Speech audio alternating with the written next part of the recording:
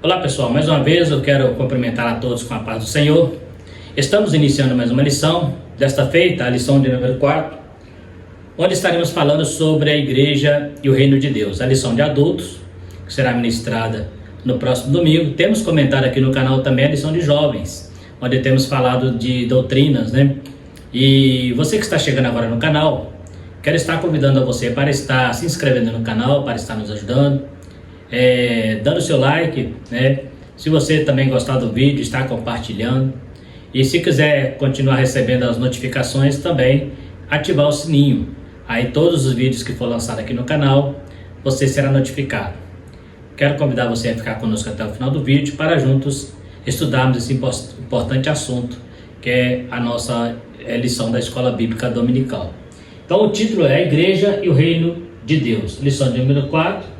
Adultos, 28 de janeiro de 2021, primeiro trimestre, será o dia em que ela será ministrada, né? Nós temos aqui então o textuário que diz: o tempo está cumprido e o reino de Deus está próximo, arrependei-vos e crede no Evangelho. Marcos capítulo 1, versículo 15, né? Então a primeira pregação do Evangelho, através de João Batista, foi exatamente pregando sobre o reino de Deus, né?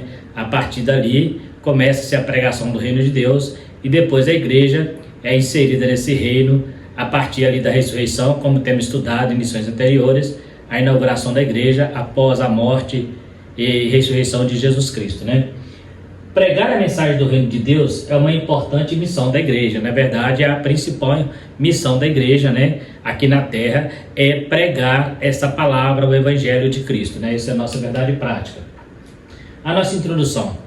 Nesta lição falaremos do reino de Deus em sua magnitude.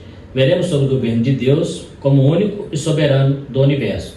E veremos como a igreja se encaixa dentro deste reino. Veremos que o Senhor, em sua onipresença, reina acima de tudo e de todos. Então estaremos olhando exatamente sobre este ponto de vista, sobre o reino de Deus na sua magnitude, né? O salmista diz que do Senhor é a terra, a sua plenitude, o mundo e todos que nele habitam, né? Então nós sabemos que Deus, ele reina sobre todas as coisas e sobre tudo, né? Então será mais ou menos dentro deste viés que estaremos estudando sobre o que é reino de Deus e onde a igreja entra nessa questão de reino de Deus, né? Esse é o assunto que estaremos discutindo aqui. É a nossa observação aqui que eu coloquei.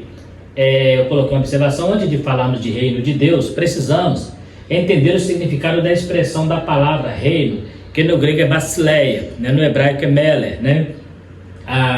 É um termo usado de forma genérica para qualquer tipo de reinado. Porém, se tratando do reino de Deus, a expressão que aparece é basileia ton teum, ou basileia ton oranos, né? Que significa reino de Deus ou reino dos céus, né?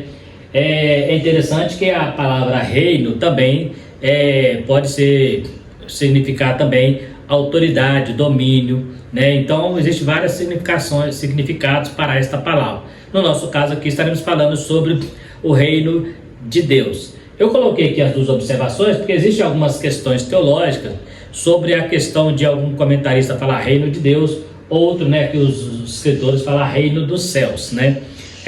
Alguns dizem que reino dos céus está referindo ao reino lá no universo, e reino de Deus abrange o reino tanto lá quanto aqui, mas na verdade são só sinônimos, né? São só maneira de expressar. De qualquer maneira, tanto o reino dos céus quanto o reino de Deus é a mesma coisa. Você vai encontrar lá, né, reino de Deus, né, Theon, ou reino dos céus, que é Uranus, né, que é a palavra céus em grego. Então só para você ter uma noção, então, qual a diferença de reino dos céus e reino de Deus? É só questão de linguagem, são sinônimos na verdade as palavras. Não quer dizer que está separando alguma parte para ser reino dos céus, outra para ser reino de Deus, não. É só mesmo para efeito de estudo. Então não vamos dizer isso aí.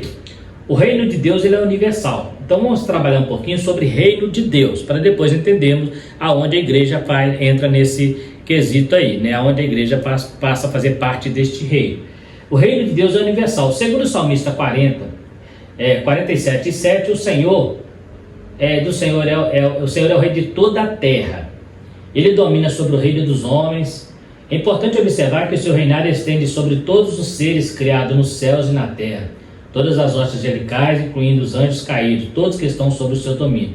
Por que eu fiz questão de colocar anjos caídos? Porque quando falamos reino de Deus, nós temos a tendência de entender que reino de Deus é só a parte espiritual santa. Na verdade, não. Quando fala de reino, fala de domínio. Por exemplo, um reinado, ele domina sobre os seus súditos, mas também sobre aqueles que são cativos, aqueles que são escravos. Então, a mesma coisa é o reino das trevas. Mesmo Deus sendo o rei de todos os santos, né, o reino das trevas também está sob o seu domínio. Tanto é que Satanás, para fazer qualquer coisa, ele precisa ter autorização do rei, né? Observa que para tentar Jó, ele teve que chegar diante de Deus e pedir a Deus que o autorizasse. Então ele está sob o domínio também. Então ele faz parte do reino de Deus. O reino das trevas também, quando falamos de reino, nós estamos falando sobre o domínio. Então ele faz parte deste domínio. Porque quando falamos reino dos céus, a gente tem aquela ideia de que é lá no céu, de morar na glória e que este mundo vai acabar. Não, o reino de Deus inclui tanto lá quanto aqui, tanto o passado quanto o presente e também o futuro. Então é bom entendermos um pouco isso aí. Então Deus domina sobre todas as coisas, inclusive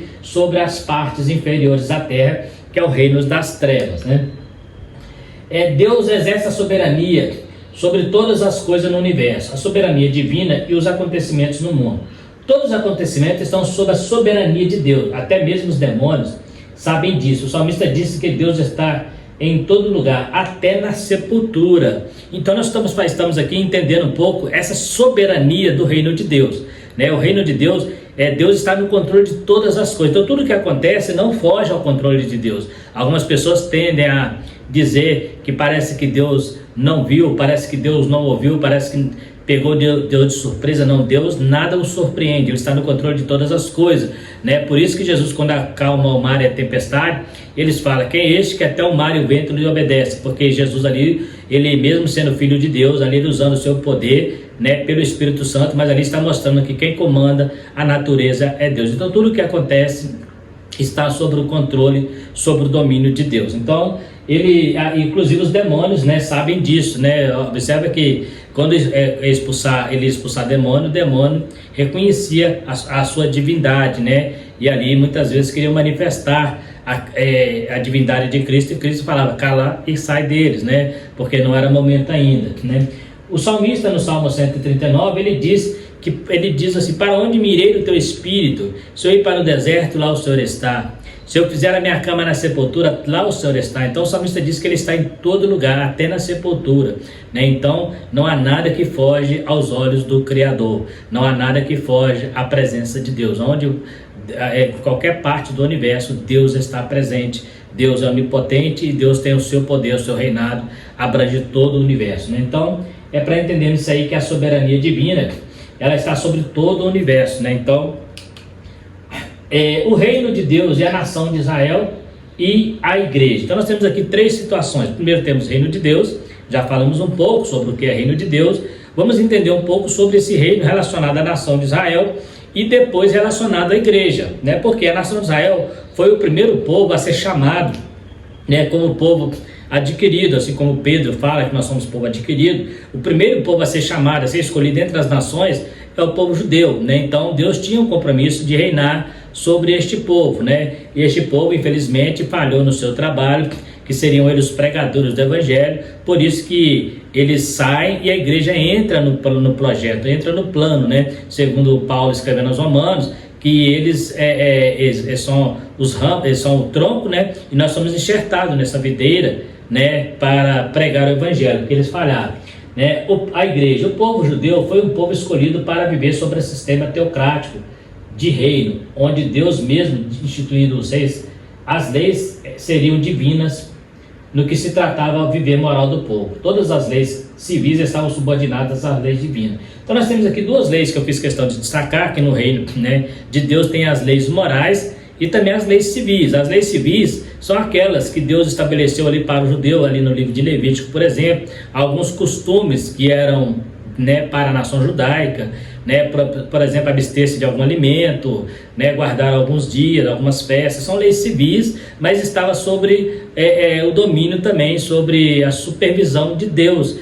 Mas a principal lei é a lei moral, né, que é aquela lei que está relacionada ao caráter humano, né, ao caráter do homem em relação a Deus, o seu relacionamento com Deus. As leis civis nem sempre são relacionadas ao homem e Deus, mas sim ao homem e ao próximo, né?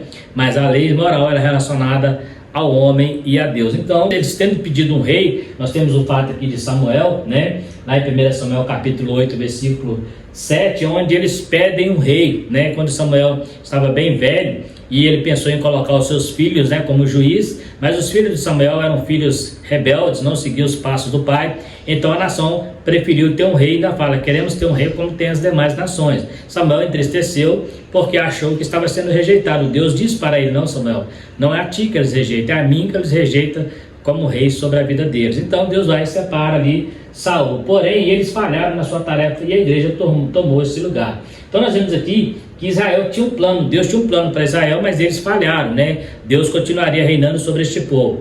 É claro, evidente, né, que no milênio Jesus Cristo estará reinando sobre esse povo também, né? Mas agora está reinando sobre a igreja, porque a igreja entrou, né, como o jambuzeiro bravo que foi enxertado nesta videira que é Israel, né? Mas a Bíblia diz que o tronco está lá, ele é a raiz, então vai chegar um tempo em que eles serão restaurados a partir do momento em que a igreja for tirada da terra. Deus tem um novo projeto, um novo plano para esta nação de Israel. Então nós temos aí o reino de Deus com a nação de Israel e também o reino de Deus com a igreja, né? Então é bom lembrar que nós estamos estudando sobre a questão da igreja e é bom entendermos que a igreja ela não é o reino de Deus, ela está inserida no reino de Deus, ela é a expressão máxima nessa terra do reino de Deus, mas ela não é o reino de Deus. O reino de Deus é muito maior do que a igreja. Quando falamos na Bíblia às vezes reino dos céus, quando a pregação da palavra, por exemplo, através de João Batista, ou de Jesus, ou até mesmo dos apóstolos, quando eles falavam reino de Deus, estava mais relacionado à salvação do homem, à libertação do pecado, né? Então eles traziam mais para o contexto de salvação, né? Mas quando falamos no sentido geral da palavra, no sentido absoluto do reinado, abrange muito mais que a salvação, porque abrange as ordens celestiais também e todo o universo criado, né? Então, antes de Deus ser um grande rei, ele é o criador de todas as coisas. As igrejas e as dimensões do reino de Deus. As igrejas e as dimensões do reino de Deus. No episódio do endemoniado, Mateus 24, 28, Jesus mostra que se o reino estiver dividido, não subsistirá. Nisso, Cristo demonstra que o seu reino está sendo apresentado por Deus e não por Beelzebul. É interessante nesse episódio que os fariseus acusam a Cristo de estar expulsando demônio por espírito de Beelzebul. E Jesus então usa uma comparação. Se Beelzebul expulsa demônios, se Satanás expulsa Satanás, é um reino dividido. Ele está mostrando que ele tem um reino e que o reino dele expulsa o reino das trevas, o reino da luz expulsando o reino das trevas. Então é isso que ele está dizendo. Não, Satanás não expulsa Satanás, mas a luz expulsa as trevas. Então ele está falando ali que a sua mensagem é a mensagem do reino e que o reino das trevas é inferior a este reino, ou seja, está subordinado a este reino, né? O reino interior subordinado ao reino eterno, né? Então mesmo Satanás, tudo que ele faz está sobre de Deus, sobre o domínio de Deus. Não há como ele fazer algo por vontade própria sem que Deus perca o controle. Deus está sempre controlando todas as coisas, né? Então nós temos aqui o demoniado, né? Ele expulsando o demônio, eles chamam ele de príncipe de Beelzebul. Beelzebul, né, um deus, né? É uma espécie de deus babilônico, né, cananeu, né, que chamaram Deus das moscas, né? Então ele era chamado príncipe das trevas, né, ali na cultura, na idolatria. E é esse tipo de demônio que eles atribuem a Cristo, né, que Cristo estava usando esse espírito, né? Na verdade é só uma lenda, um mito, porque na verdade nem existe esse espírito de Beelzebul. Onde está o reino de Deus? O reino de Deus não está representado por um espaço geográfico. Porém, na pessoa de Jesus, vemos a manifestação deste reino em sua obra de salvação. Lembra que eu falei agora mesmo? Então, não está representado por um espaço geográfico, ou seja, não há uma limitação. É todo o universo, né? Não existe um espaço, né? O reino de Deus ele é muito mais do que aquilo que nós podemos enxergar, do que aquilo que nós podemos ver. Mas, porém, quando olhamos para Cristo, aí lembra do que eu falei agora mesmo, na Bíblia Sagrada, quando se fala reino de Deus, a partir do Novo Testamento, está relacionado a Cristo e a sua obra salvífica, né, para salvar o homem. Então, quando ele fala herdar o reino de Deus, exatamente, ele está pregando para a igreja entrar neste reino, né? O reino de Deus estava presente no ministério terreno de Jesus, no ministério apostólico e na atuação da igreja através dos dons espirituais. A igreja é hoje a maior representação visível do reino de Deus na terra, ou seja, onde está a igreja, está o reino de Deus. Então, nós vemos isso aí em toda a Bíblia, né? Você vai encontrar nas cartas paulinas, Paulo falando sobre o reino de Deus, o livro de Atos dos Apóstolos também, né? Ali Lucas escrevendo, né, a história dos apóstolos, falando sobre o reino de Deus. Então, o reino de Deus na Bíblia, no Novo Testamento principalmente, está muito relacionado à salvação do homem, ao resgate deste homem que caiu no pecado, né? E através de Cristo ele recebe então uma restauração e agora ele passa a fazer parte deste reino. Aí você diz: Marcelo, mas você não falou que o reino de Deus abrange todas as coisas? Mas neste caso aqui estamos falando do reino celestial para a salvação, o reino através da salvação, que no Novo Testamento, quando fala herdar o reino do céu, está falando daquele reino santo. Aí exclui agora todo o reino material, todo o reino das trevas, agora está especificando um reino de santidade. Então, este reino de santidade, que é o que domina sobre os demais reinos, é que a igreja fará parte dele. Porque como criaturas, todos nós fazemos parte do reino de Deus, no sentido geral da palavra, no sentido absoluto. Mas no sentido espiritual de santidade, só aqueles que aceitaram a Cristo e que entrar para a igreja é que farão parte deste reino celestial. Então aqui está uma diferença em relação à sua magnitude como rei de todas as coisas e como um rei santo sobre um povo santo. Por isso, Pedro, né, 1 Pedro diz lá que nós somos geração santa, sacerdócio eleito, nação adquirida para anunciar a virtude, né, o poder daquele que vos chamou das trevas para a maravilhosa luz, aquele que nem povo era, agora sois povo de Deus, que não tinhas alcançado misericórdia, mas agora alcançaste misericórdia. Então ali está falando de um reino de santidade. Aí já exclui o reino das trevas e já exclui também o reino físico. Está falando do reino celeste, a Nova Jerusalém. Então, só para entendermos um pouquinho aí, eu dei aquela introdução sobre o reino no sentido geral para entendermos que tudo está no controle de Deus. Agora estamos falando de um reino mais focado na santidade.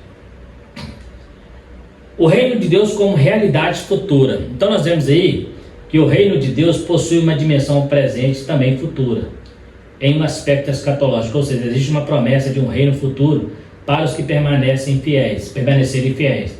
Mesmo sendo presente, ele se manifesta em sua totalidade no futuro. Então olha aqui que interessante, é o que nós acabamos de dizer. Nós falamos de um reino no sentido absoluto, mas também mostramos aqui o aspecto desse reino no sentido escatológico, ou seja, vivemos aqui em parte este reino, mas essa obra será consumada na volta de Jesus, quando a igreja então estará entrando neste reino de santidade, no reino celeste, né? Então nós temos aqui, né, aquela promessa de um dia estar morando com Cristo na Nova Jerusalém, estar morando e sendo governado por ele, né? Assim como a igreja é governada por Cristo, ela continuará sobre esse governo lá no céu. Então existe uma promessa escatológica. Então nós temos o reino de Deus, quando se trata na sua forma absoluta, ele atinge o passado, o presente e o futuro. Quando falamos na sua forma ainda absoluta, também atinge o presente. Mas quando falamos no sentido futuro, já estamos referindo a um reino de santidade. Então, neste reinado só vai estar ali as pessoas que fizerem parte da igreja e que fizerem parte do reino de Deus,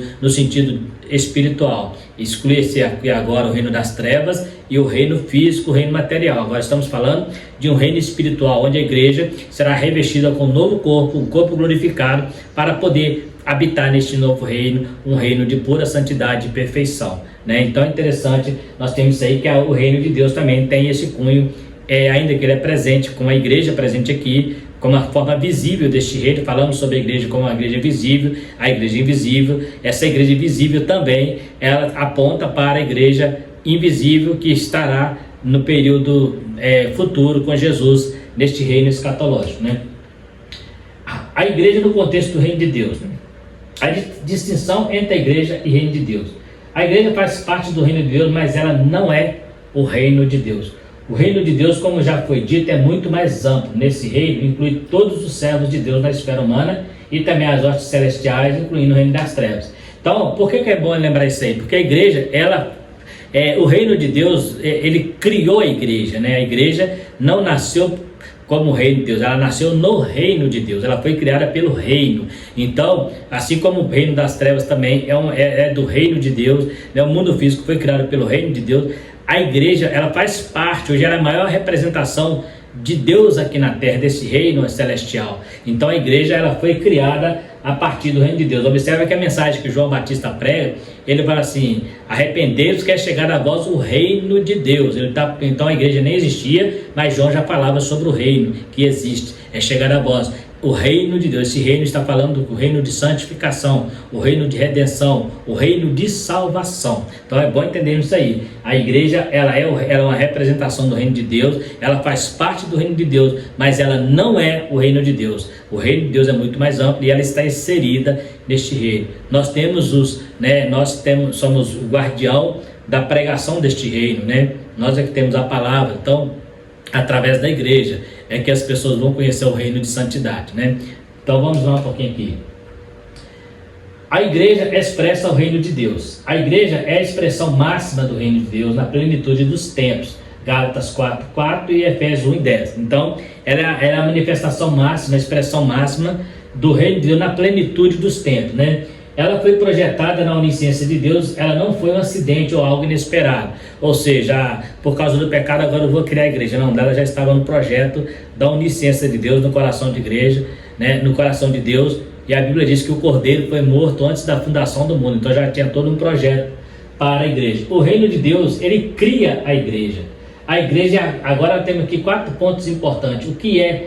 Qual é a função da igreja como reino de Deus aqui na terra, como representação do reino de Deus? Vou perguntar para você que está na igreja, qual é a sua função como igreja no reino de Deus? Você que está congregando numa congregação, numa igreja visível, por exemplo, onde tem ali tem a sua liturgia, mas qual é a sua função como servo de Deus, representante nesse reino? Quem sabe alguém pergunta isso para você. Aqui nós temos algumas características importantes que identificam uma igreja como uma igreja verdadeira. Primeiro, a igreja é a guardiã do reino aqui, ela que tem todos os parâmetros, ela que mostra o caminho através de Jesus, é nela que Jesus habita, né? E é através dela que as pessoas vão conhecer o caminho, né? Para este reino. Ela é a expressão máxima, ou seja, é ela que mostra que existe um reino espiritual. Antes da igreja, né? Muitos não entendiam isso. A própria nação de Israel, mesmo sendo a expressão máxima do reino de Deus no Velho Testamento, eles se fecharam dentro dos seus muros e não queriam levar isso aos gentios. Por isso a igreja nasce sobre esse aspecto, para cumprir um papel que os judeus não cumpriram. Então a igreja também é a expressão máxima do reino de Deus. Ela é a propagadora do reino de Deus, ou seja, a igreja tem uma obrigação, dever de pregar este reino, de propagar a palavra do Senhor, que é a palavra do reino. É o que João Batista fazia: arrependei-vos porque é chegado o reino dos céus. Então a igreja tem a obrigação de pregar arrependimento, de pregar salvação, para que as pessoas entrem para dentro da igreja e, fazendo parte dessa igreja, passe a fazer parte de um reino totalmente espiritual e santo. O reino de Deus se manifesta através da igreja. Então olha que interessante, o reino de Deus se manifesta na igreja, mas também através da igreja. Então é a partir da igreja. Então nós vemos aqui a importância de ser uma igreja. Então o que é ser uma igreja? A igreja é a guardiã do reino aqui, é a expressão máxima do seu reino, é a propagadora do seu reino e é a manifestação do reino. Então a igreja hoje mostra o que é o reino de Deus, né? A igreja e a mensagem do reino. É a principal missão da igreja pregar o reino de Deus. A fé nesse reino deve ser propagada através da igreja. Essa foi a primeira pregação registrada nos evangelhos através de João Batista. Acabamos de dizer isso, né? Essa pregação deve ser de arrependimento e retorno às escrituras. Deve ser uma pregação de esperança em um mundo vindouro. Olha que interessante.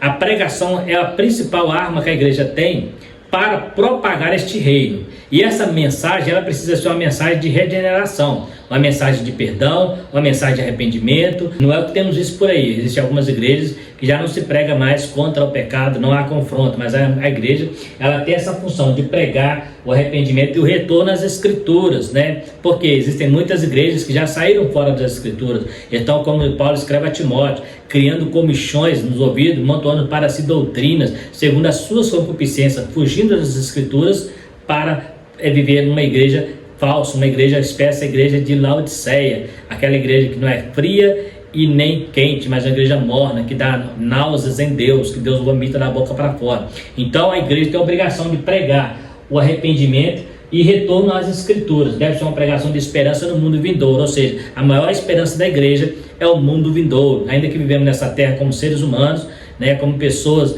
normais como qualquer outro, mas nós temos uma promessa do mundo vindouro, que é a volta de Jesus para buscar esta igreja. O apóstolo Paulo diz que se nós esperarmos a Cristo só nessa vida, somos os mais miseráveis dos homens, porque a nossa esperança está no céu, de onde aguardamos também o nosso Senhor. Então é bom nós termos isso em mente, que para eu fazer parte, eu faço parte da igreja como expressão máxima do reino, mas lá no céu eu estarei incluído neste reino para a eternidade. Todos aqueles que amam a volta do Senhor vai estar nesse reino lá na eternidade com Cristo, né? Então é a pregação da igreja, é a obrigação da igreja pregar este evangelho. Nesta lição aprendemos um pouco mais sobre a igreja e sua relação com o reino de Deus. Sua missão como integrante desse reino e a mensagem que deve ser pregada. Aprendemos que a igreja não é o reino de Deus em sua totalidade, mas é a única representante deste reino aqui na terra. No final, esta igreja estará incluída na plenitude do reino de Deus. Então nós vimos aqui o que é que nós aprendemos nessa lição, né? A igreja como reino de Deus, o reino de Deus não é a igreja, mas cria a igreja, que o reino de Deus é muito maior do que a igreja, e que a igreja é a maior representante deste reino, e como representante devemos manter a nossa postura de súditos do reino de Deus. Por quê? Porque um dia este reino, essa igreja vai subir para o céu e está se unindo ao reino celestial que existe. Aí estamos falando agora de um reino de santificação, aonde Deus continua no seu reinado absoluto, reinando sobre todas as coisas, mas vai estar reinando também sobre um povo específico, junto com seus anjos ali no reino de santificação e perfeição. Então está aí mais um pouco sobre a igreja e o reino de Deus. O que é a igreja, o que é reino de Deus. Se você tiver alguma dúvida, será que eu estou no reino de Deus? Você está quando você pertence à igreja. A igreja é o corpo de Cristo. É interessante que nós não falamos de igreja como a igreja católica. A igreja entendia que a igreja reino de Deus era a igreja instituição, era a igreja organização. Não, aqui a igreja reino de Deus é a igreja organismo, a igreja viva, a igreja militante e triunfante, aquela igreja que é invisível aos olhos dos homens, mas Deus a conhece, aquela que faz parte, aqueles que já foram, aqueles que estão presentes e aqueles que irão se unir a ela. Então, não é a igreja instituição, mas a igreja organismo vivo, aquela igreja onde Cristo habita. Esta é a igreja que fará parte do reino vindouro de Cristo. Se você quiser estar lá, você precisa estar nesta igreja, unido no corpo, cujo cabeça é Cristo. No mais, quero agradecer você que ficou até o final, agradecer por ter participado com a gente aí. Se você gostou do vídeo, você possa estar compartilhando esse vídeo com mais alguém, né? Também se inscrevendo no canal se você ainda não é inscrito, né? Dando seu like, né? Para nos ajudar. Se você também ativando o sininho se você quiser continuar recebendo as próximas notificações. E também, se você tiver alguma dúvida, poderá estar falando conosco nos comentários. No mais, quero agradecer mais uma vez a todos vocês. Fiquem todos com Deus e até a próxima lição, se Deus quiser.